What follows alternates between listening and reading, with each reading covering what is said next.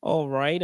Good afternoon to those of you on the East Coast. Good morning to those of you on the West Coast. I'm your host, Brandon Troy, also co creator of Movers and Shakers Unlimited. And thanks so much for joining us wherever you're watching from. Uh, as you well know, if you guys have been taking a look at the promos that I have been sending out to those of you who follow us, you know that we do have a couple of anniversaries that are going down today. And it is my pleasure to, be able to talk about not only the anniversary of the film, but also the said guests that we have joining us today. So first, let's dive into the film in question. The film in question, of course, is, and I'll put it up here, Tales from the Crypt, Demon Knight.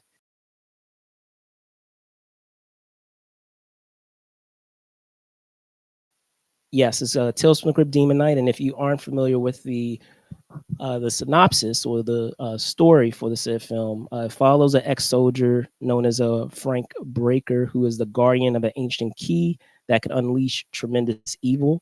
Um, in opposition to Mr. Breaker, we have the charismatic collector, who is a demon who wants the key so that he can initiate the apocalypse. While Breaker is on the run from these wicked mercenaries, including the collector, for nearly 90 years, Breaker finally stops in at a boarding house in New Mexico, where, with the help of some quirky residents, faces off against the collector and his band of ghouls, preventing them from ever seizing the key. Just a little information about Demon Knight. It was directed by Ernest Dickerson and was released on January 13th, 1995. So we are just a week early, if you will, from our 30th anniversary, but close enough. And it came out during Tales from the Crypt's television run as a series, and it features an all-star cast by today's standards. And if you're taking a look at the list of said folks in the ensemble, including the likes of Billy Zane, Jada Pinkett Smith, CCH Pounder, and Thomas Hayden Church, just to name a few. However, as I comment on the impressive ensemble, that brings me to talking about today's special, I want to also highlight today's guests. They are not a stranger to the world of Tales from the Crypt. In fact, they were the star of the series premiere episode known as The Man Who Was Death, or yes, The Man Who Was Death, and they have brought their talents to other iconic films with their roles in Shawshank Redemption, Die Hard 2, just to name a few. So without further ado, see if I can bring him on here. I love to welcome back Mr. William Sadler. See if I can get him on now. Hello, Mr. Sadler. How you doing? Can you hear us?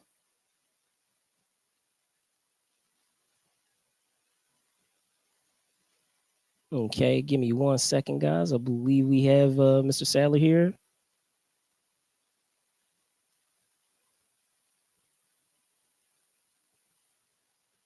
Hey, Mr. Sadler, are you with us?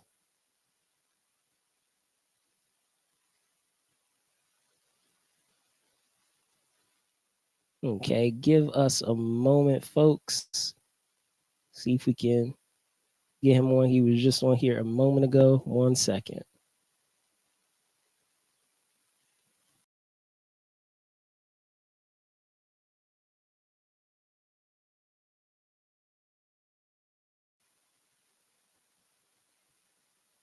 All right, Can can you Mr. hear me? Sadler. Yes, hello.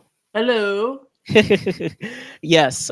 So, Mr. Sadler, Bill, Yes. thank you so much for hopping on today's 30th anniversary. I know we were trying to troubleshoot, some matters concerning video, but I still wanted to get you on here regardless. And I'm glad we still have you here regardless of that fact. So, just to dive in, can you, Yeah. and talking about Demon Knight, because I Yeah. feel like Demon Knight is such an underrated film, and certainly per the title that I have here, deserves its flowers. If we're talking in the sense of sports, because I'm a sports guy as well. Can you talk about how that all came about of being involved with this film? Because as I said, you're not a stranger to the world of Tales from the Crypt, but the series premiered back in '89, and this film came out 6 years later. So, you had done quite a few things and circled back to Tales from the Crypt. So, how did that journey come back to doing this film? Um, I actually got a call. I got a call from my agent saying that that they were actually going to make a trilogy of films. They were going to make Sure. three of these films. Tale and Demon Knight was going to be the first one, and I think it was just the fact that I was in the premiere episode that launched the series, the TV Sure. series, and it kind of put me on the map in a way. It certainly it got me in front of Joel Silver, the producer, and Walter Hill and uh, Bob Zemeckis and the rest of this gang, Dick Donner. They were producers, and this, I think, was this was their baby. They, I don't really know whether Ernest Dickerson had requested me, or if I was just part of the package. But like you said in the intro, the the cast was just extraordinary. I mean, it was it was it was it was great fun to fend off demons, um, you know, with CCH Pounder and Jada Pinkett Smith, and I mean, you couldn't get these people back together again for love or money. I was gonna say, by today's standards, this would be insane to be able to collect, this talent of pool of Thomas actors. Church, and yeah, well, Dickerson was, and Ernest Dickerson was wonderful to work with. He was really great. He was, um, I don't know, uh, I don't know whether he was involved in selecting me. He may have been.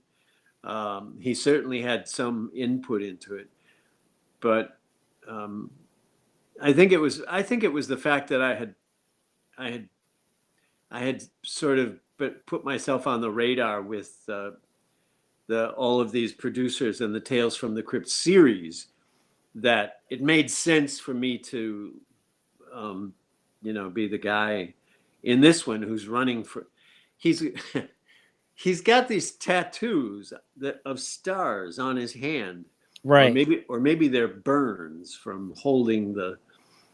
He's got this key to the universe that apparently has a dribble of Christ's blood in it from when he right. was on the cross.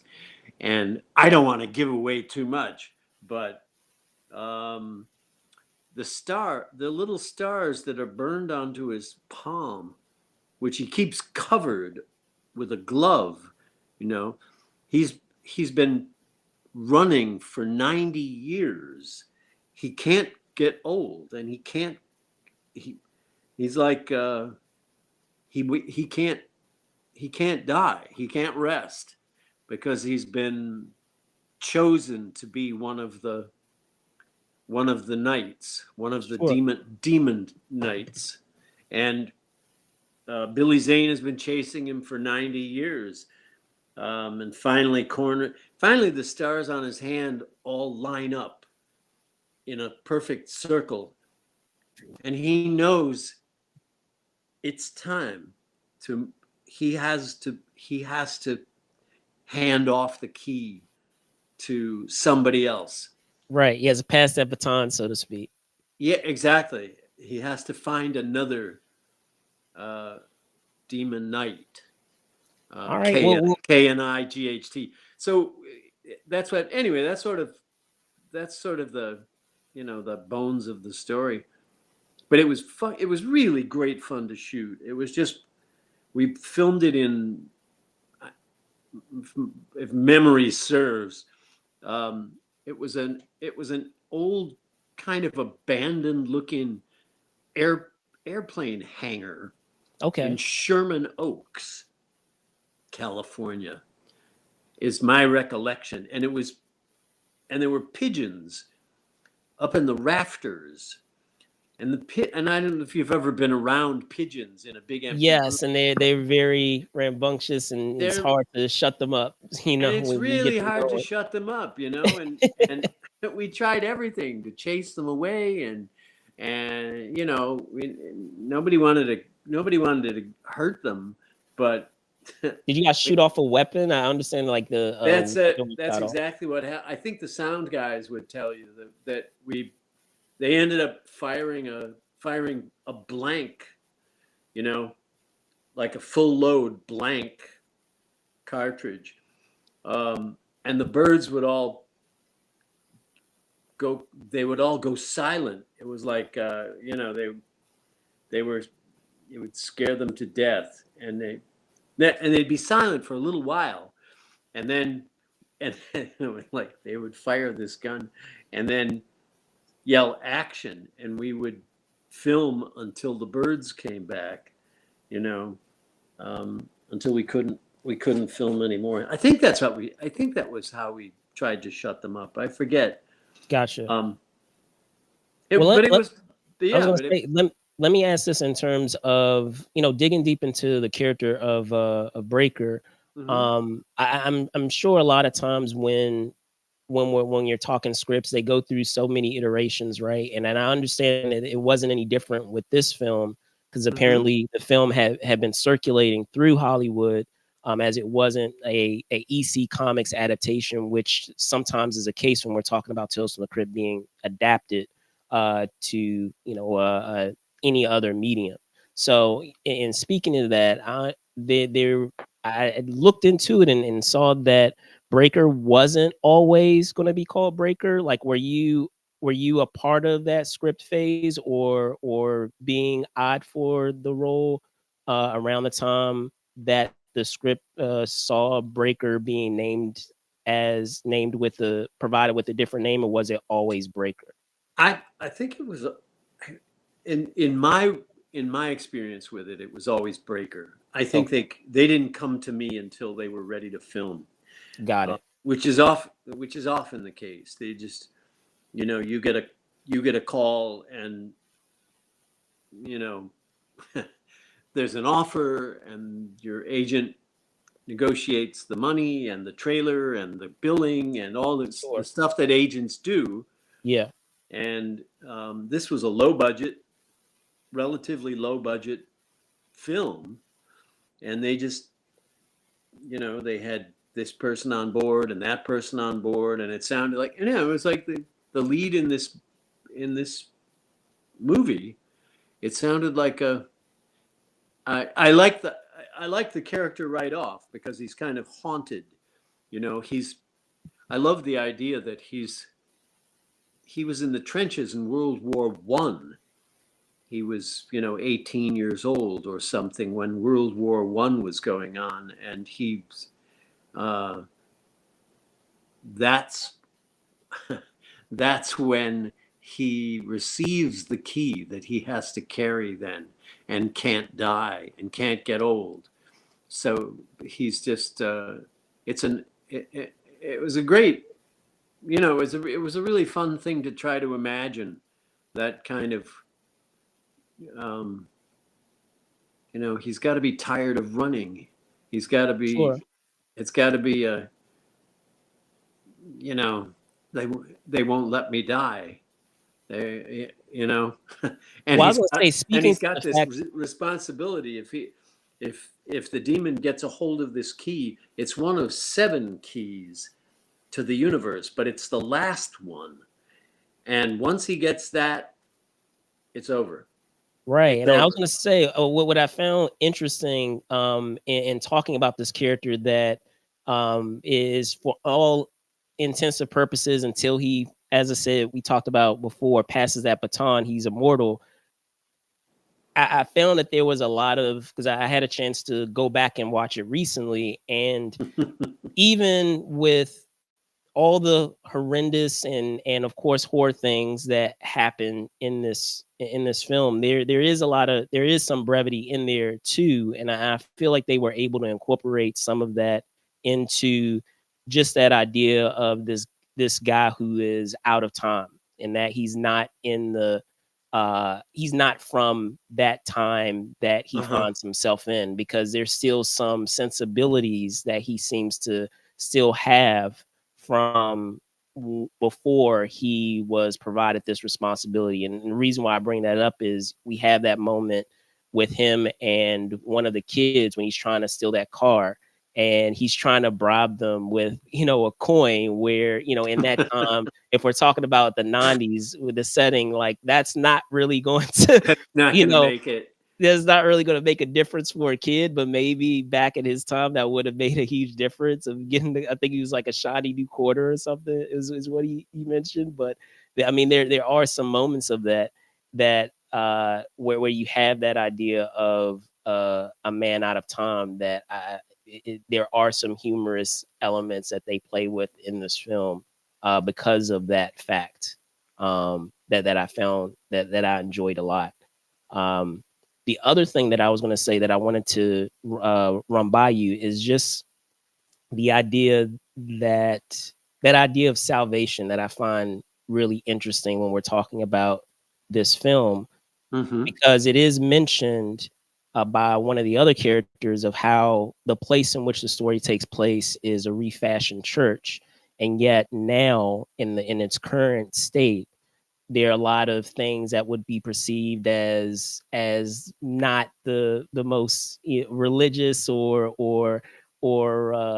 um, best practices to have going on. However, under the circumstances of it being a church and that they're able to make a stand at this church or this refashioned church, I found that idea interesting, because we also see it in many other characters, not just with Breaker, but with Geraldine and Irene, Uh-huh. with the fact that they aren't able to be corrupted. So I don't know if you have any thoughts on that, of just thinking of that theme of how even in the most dire circumstances, with beneath all of that, there is still hope. There's still salvation of you being able to pull yourself out of situations that seem very dire. The yeah, I guess the I didn't really pay much attention to the fact that it was a refashioned church. Um, Okay. that was a decision. I mean, it makes sense, and it's ironic. I mean, it's beautifully ironic.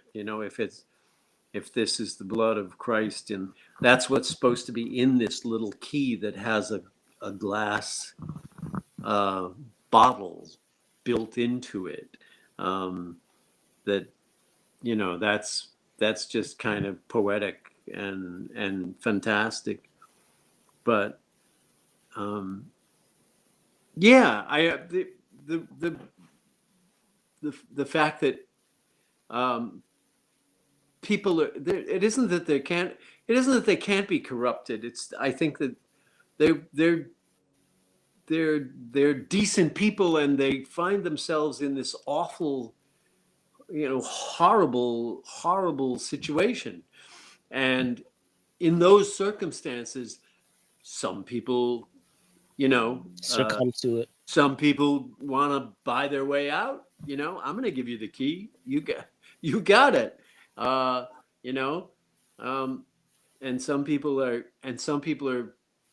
you know, take me seriously when I tell them, no, you can't do that. Um, but the situation just gets worse. it, it gets worse and worse and worse. Uh, keep losing people. We keep trying to get out. We end up on the top floor. They end up in the attic. Trying to get away from these demons that are just coming. They're coming from every angle. It was also, the other thing that was fun about it too was that it was so much of um, it was pre-computer. Yeah, Um, very that a practical. lot of there was an awful lot of practical effects that that were just, in the they were in the camera. They were, when there's a moment when Jada Pinkett Smith, Billy Zane takes Jada Pinkett Smith and says, he comes to her like in a dream and says, I'm going to show you. You don't want to stick with Breaker. Look what's gonna happen to him. Right. And Exactly. Yeah. and he pulls back a curtain, and I'm on the wall. They're facing. I'm on the wall, being completely open from Right. Right. neck to groin, and these demons are pulling out my intestines and eating them, and I've become lunch, and and and Billy Zane's character, the demon, is trying to tell Jolene, you don't want to end up like that, No, come on, come with me. You're beautiful. Anyone ever tell you that? And he's like, he's Right. trying to win her over. But that's an example of something where I don't know how you would do it today with, with, with computers and CGI and all the rest of it. I don't think it would be done much better. Because I feel like these days, just because we can do CG, I think there is too much reliance upon it, and doing practical effects is very much a lost art in today's film industry, especially when we're talking about genre related stuff with horror, because I feel like that is so much more effective. But maybe that's just me thinking of it No, from I think a perspective. I'd be willing to bet that people that are listening agree. I mean, that I think you're exactly right. I think there's an authenticity that comes. I've done movies where, a guy has to be pushed off a roof, and it's a stuntman. It's a stuntman who takes a fall and lands. He takes a fall off a damn roof, and if they're gonna blow it, like in Die Hard 2, they blow up the plane blows up. They made a model of a plane, of a 747, and filled it with gasoline, I think, and blew it up with Yeah. like 7 cameras rolling at once at high speed, so they could make the explosion last 20 minutes. It's but it's but it looks different than if you just do it with you do it with you do it in CGI. And like, for example, that moment I was just talking about, where the demons are eating my intestines, which I hate when that happens. But um, we shot it. I am of course not laying on the wall. They cut a hole. They made a platform about 4 feet off the ground, and they cut a hole the shape of my upper body. Okay. And they made and they put like something soft around the edges of the hole so I wouldn't get splinters all over. And they made this was what's his shit, the special effects guy. Oh, it's on the tip of my tongue too. But Yeah. yes. Sorry. Go ahead. Continue. Shit. Yeah. Anyway, it'll come to me. But they made a latex body, like a whole upper body, that was that they then made the tear. They made it look like it had been torn open. Right. And when I laid in that hole, my legs were up on the top of the hole, and my shoulders and arms were up on the top of the hole, and my head was on top of the hole, but my torso was down in the hole. And then they put this latex, um, torso, where my torso on me, and filled it with gook and so on. And they just put the camera on a crane shooting straight down, right? Yeah. So when you so it looks like, I mean, they could have shot it, from the side and made it look like, oh, he's laying on the ground and they're eating him. But it's weird. It was a great Effect. effect, and it's weird and it's scary. These creatures can, uh, you know, they're on the wall.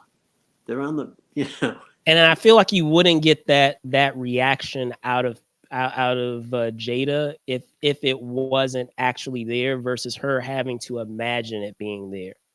Yeah. So, Well, but she didn't. That was actually acting. I mean, because she was being shot on a different day. oh, okay. Um, and she wasn't looking at anything. I don't Oh, think. I think okay. they said, he whips back the curtain and the camera stays on her. And then we cut to this overhead view of the demons, and it looks like she's looking at a wall. But it was, anyway, it was just, look at the demons. They got Todd Masters is the guy. That's the name. Yes. I couldn't remember. I'm sorry, Todd, if you're listening. Brilliant, brilliant creature maker and special effects guy.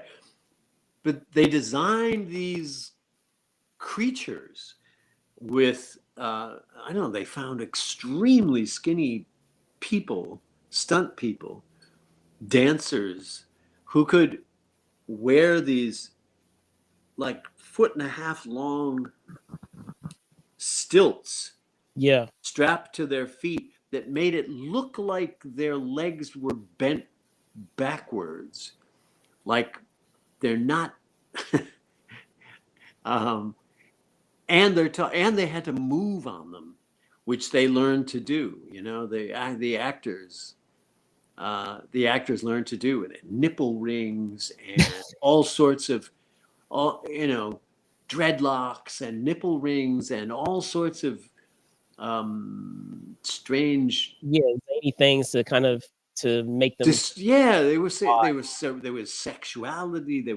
They were just disturbing. Um, and but again, it was all done. It was done with makeup. It was Yeah. done every morning. They got dressed. They put those legs on and walked around. If they had to climb stairs, they climbed stairs. It was.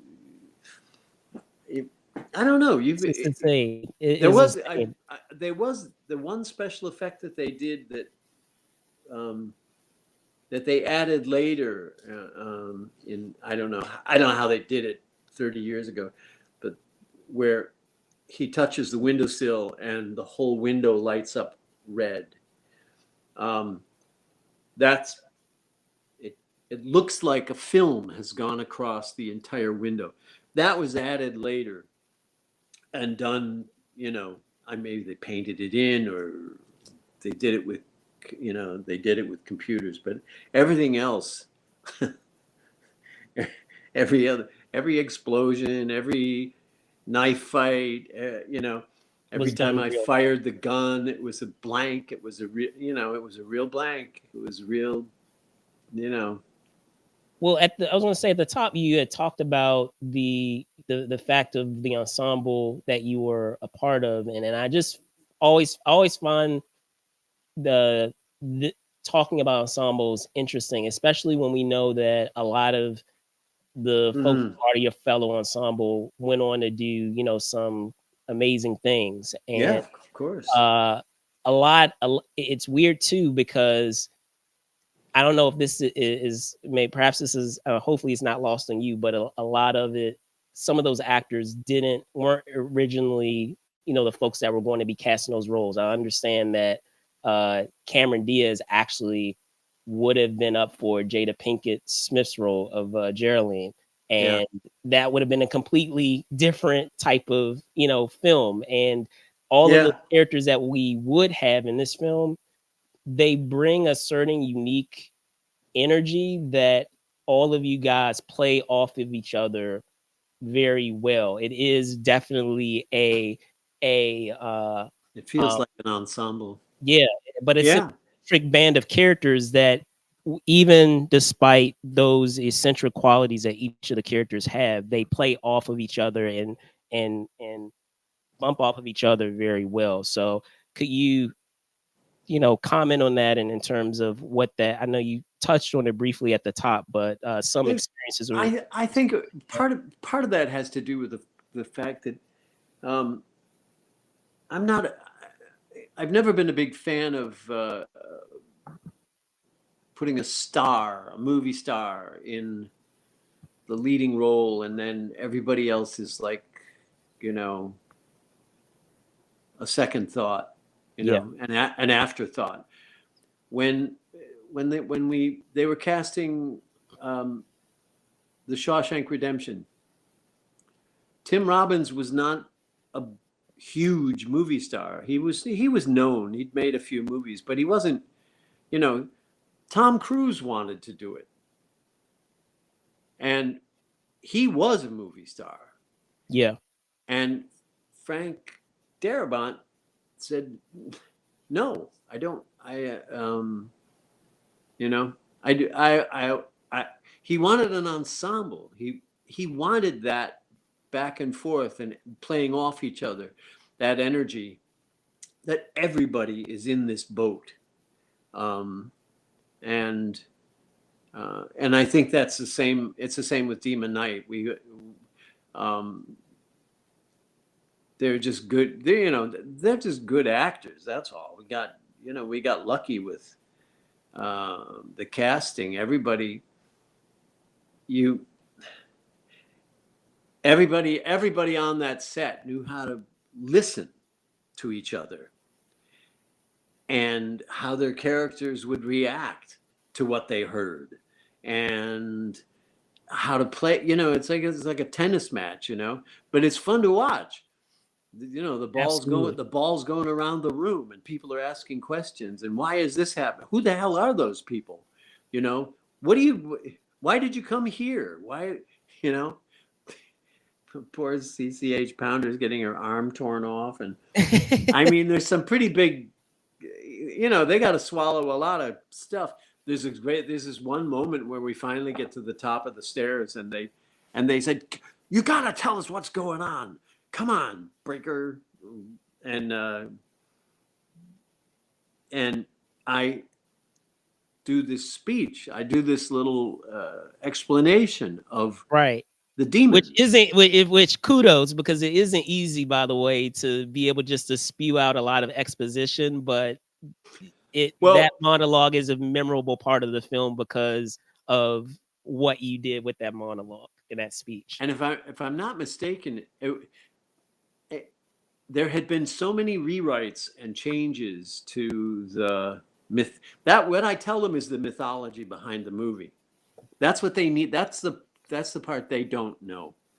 What is this key? Who Yeah. are these demons? Why do they want it? And so on. So there's this backstory. There's this mythology that has launched the movie. Yeah. And in all of the cutting and chopping and rewriting and so on, the speech that was in the script didn't make sense to me. Um, and I went I went over it and made some suggested changes. to just to smooth it out, just to make it make sense, you know, Yeah. um, because it didn't make sense to me, and I don't, if I'm the one, it's my face up there, I'm the one that's got to Convince everybody, all the sell other the, yeah, characters I got to of what's sell going the, on. and if the audience doesn't, Buy it. Yeah. if they don't get this piece of the backstory, um, then they're lost And too. the rest of the film falls apart. So yeah. Then nobody knows why this is happening. So I made these changes and I suggested them to the writers, and the writers ran it by Joel Silver. I got a call on the set. Um, the writers, by the way, were really wonderful. We, little changes, little things that made sense were, I think what they kept saying was, listen, better is always good. Right. If it's if you've suggested something that's better, that's good. Um, because they, this thing has passed through so many hands now that you know, there's very little that's precious about the way any of this is written. Right. And and I got a call on the set. This has never happened before, but Joel Silver got on the phone and he said, you're an actor. I didn't hire you to write. You're an actor. He was like pissed off at me because I had made those changes. Right. And I guess the studio locked the script, the way they do. They say, okay, this is the movie we're making. No The script, the variations. Nothing. script is Yeah. the script is locked. And then they cast, and then they hire actors, and um, I needed it to make sense. I just needed it to make sense. I didn't, I have no dog in this fight. I just wanted the story to make sense. And I also I and I think I added, I haven't seen the movie in a long time, but I think I added feel better Yes. at the end. Like, you asked me to tell you this story, and then it's like we cut to their. I tell them, oh, the universe is going to end if they get up there. Yeah. All these dire elements of And then, what's yeah, going it's just on. And like then at the end, yeah, I tell them this that was great. awful Yeah. horror story, and then we cut to their faces, and Right. I Right. say, "Feel better," now that I've told. Is that good? Now you know. Yeah. You asked for it, and so you're gonna and get it's it. you asked for this.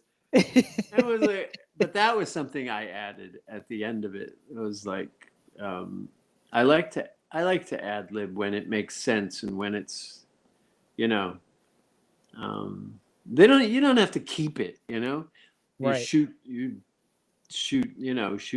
it one way, then. Well, with that said, I was going to say shout out to the writers, but also shout out to you for what the extra elements that you brought to it, because it's like one of the most memorable parts of the film, and it's not easy, as I said.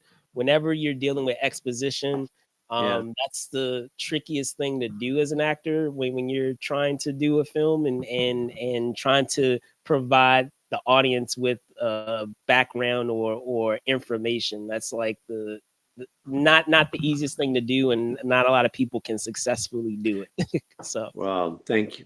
I but think it. with that in mind, I always, whenever we're doing these anniversary shows, I like to, as we're coming to the end, is talking about two things: what you're most proud of, and then what you perhaps would do differently or wish you were able to do, when we're talking about this a said project that has reached an anniversary. So I'll Yeah. leave it up to you. You can do it in either order. I know some folks that we have on here like to do what I'm most proud of first, or they like to start off with, what I wish I had more time to do, or wish another choice that I wish I could have done, before getting into the most proud of part.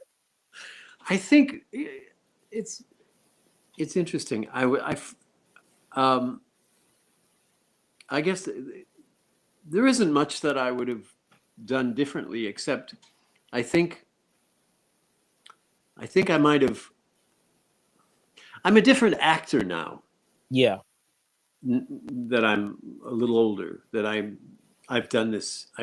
I've done more movies now, and Yes. I and I don't know. Maybe I'm braver now than I was, and it would be fun to um, and when I do watch it, um, I think well, if I were doing it again, I would, you Make know, this choice. there would be different, there might be different choices that I would make, but it was, you know, I was, that it happened in the time that it happened, and I was that age. Right. The thing that I'm proud of, I mean, aside from the fact that it's a pretty decent movie in its genre, the thing I guess that I'm the most proud of is that people um, still get a kick out of it. You know, there are movies that 2 years after you've made them, they're kind of unwatchable. They go out of fashion. They look dated. Um, they don't, or they just don't hold up because for one reason or another.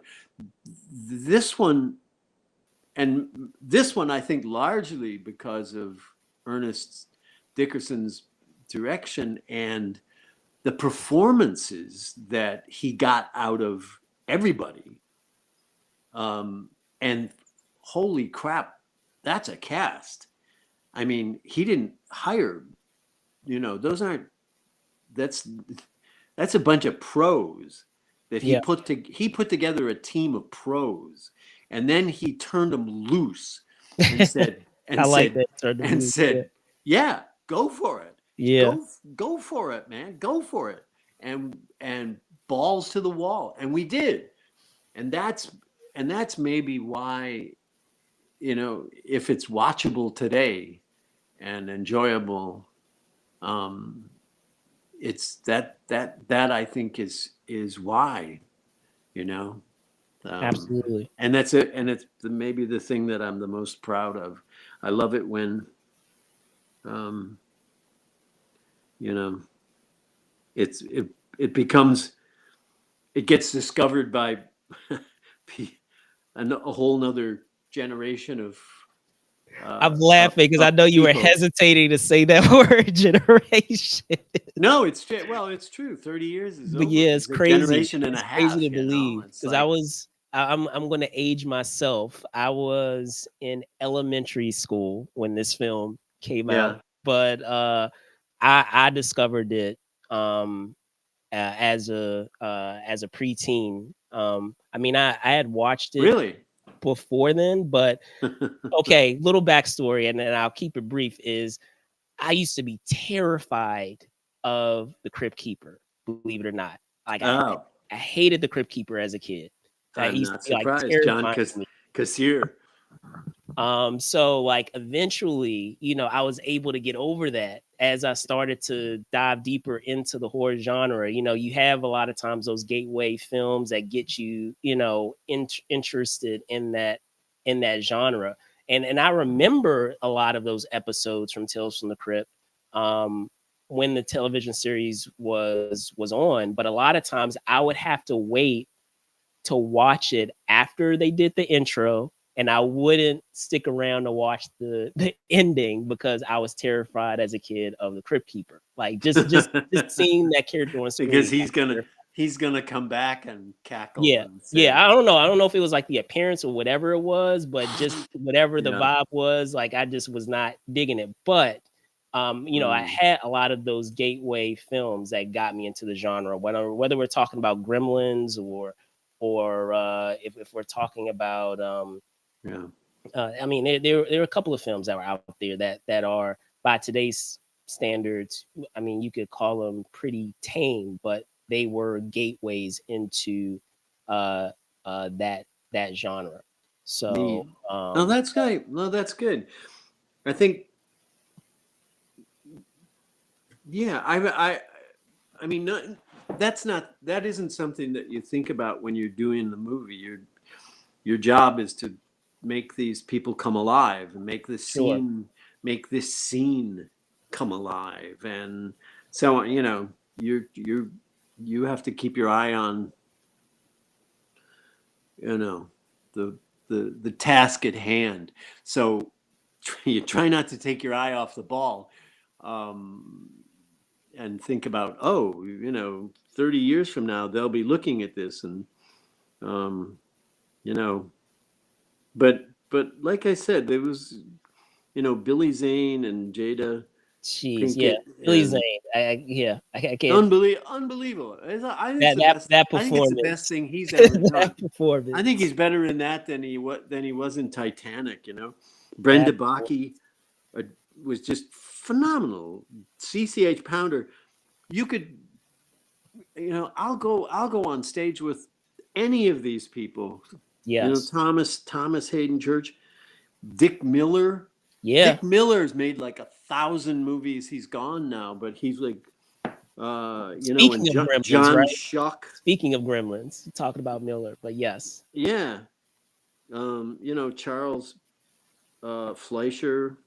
There's Yeah. just, it was like, anywhere you aim the camera, there was somebody alive and feeding energy into the scene, and Absolutely. that's I think what, that's when it works.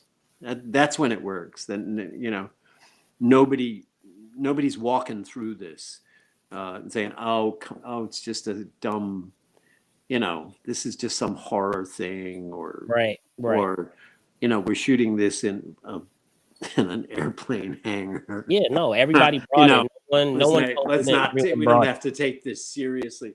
No, we all had a good time, but it was like, but when, you know, when you got up to bat, it was, everybody was counting on you to carry, you know. Your portion of that game, and they came to Yeah, play. exactly. You can't, and I can't stress it enough that the movies that work, the movies that really work, I think, tend to be an ensemble of terrific actors, Yeah, and you just watching the ball go around the room from one to another to another to another, instead of it all hanging on one guy's face, and everybody else is sort of set decoration, or for sure. everybody else is, you know, they're they could be anybody. They could be, um, it's that I think is a disaster. It's one of the things that when I watch movies that cost they cost Ungodly amounts of money. Yeah, obscene amounts of money, um, and you can sometimes tell the way they put it together. They said, like, well, we're going to hire the best. It's sort of like super groups, you know, like, like the reason the Traveling Wilburys worked is because and yeah, you could call it a super group, but they didn't set out. They didn't say, oh, let's see if we can get Dylan in, and we'll just put these pieces together, and it'll happen. Well, that isn't how it happens. You know, you can't just, we'll get this actor and this actor and this actor, and they're all like, huge movie stars, and then there's the rest of the cast, and we'll put them together, and it'll work, because look at how much we're spending. Of yeah, course it'll work, and that's, I mean, yeah. A lot of times, it's just a recipe for disaster, because, they, I was gonna say, yeah, a lot of times of what's seen on paper may seem like it can work yeah, because of the names that you're seeing, but a lot of times you really have to just trust uh just pairing the right people in those roles versus relying just on the name that of how it reads on paper. So well, when you're trying to put that ensemble together, for sure. Yeah, yeah, I think so. I think so. And I mean, it's a thing I like to do as an actor is um, I don't bury myself in this, you know, so I'm unrecognizable or I'm not trying to hide in the character or hide. I just I respect the craft and I respect the people that are good that have come to play. And if you've come to play, then let's play. You know, it's like Well said. Well said. let's go. For sure. For Throw sure. it down. Throw it down. Let's see what we can cook up here. And that's the creative process that I loved about this movie. Awesome, awesome. Well, I feel like that's a great way to close it off, Bill. Before I let you go, I'll always, give folks the floor, so to speak, to talk about where they can be found or what they have going on before we wrap up. So, is there anything that you like to share or talk about where you could be found? Because I know last time we were here, we were talking about an album, I believe, but I don't know if that's still the case. I Do you have other I'm things going? Yeah, no, during the pandemic I started recording the songs that I had written um, over the years. Back in the 90s I was doing coffee houses and singer-songwriter gigs. And I had this whole pile of songs that were going to, if I and I figured this is a great time to get them down and get them. So I got some help from phenomenal musicians stepped up and said, oh, I want to play. I want to play on that, you know, Okay. and I love that song. Um, and we, it's called, the name of it is it's called the Kitchen Tapes because, um, it was during the pandemic. So everything happened in somebody's kitchen. Um, you couldn't go out. You couldn't, there was no one playing in clubs and stuff.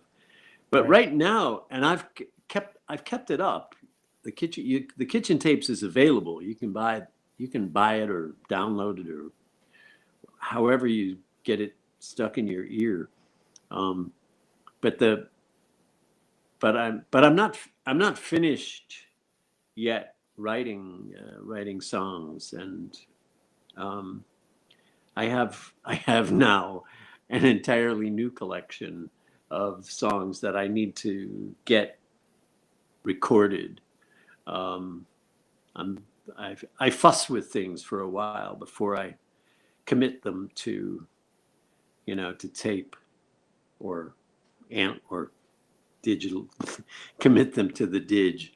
Gotcha. Uh, so anyway, that's kind of what's going on now. You know I'm getting through the winter and And of course, condolences, as I mentioned to you offline, by the way, of I, again, we actually weren't actually even going to do the show. I'm just going to be, transparent to those of you out there, under the circumstances. But I'm very appreciative of Bill hopping on and still coming on to talk about the anniversary. So again, condolences again. right. Thank you. In case your listeners are wondering, condolences about what my wife passed away a few weeks ago. So I wasn't going to. Uh, that sort of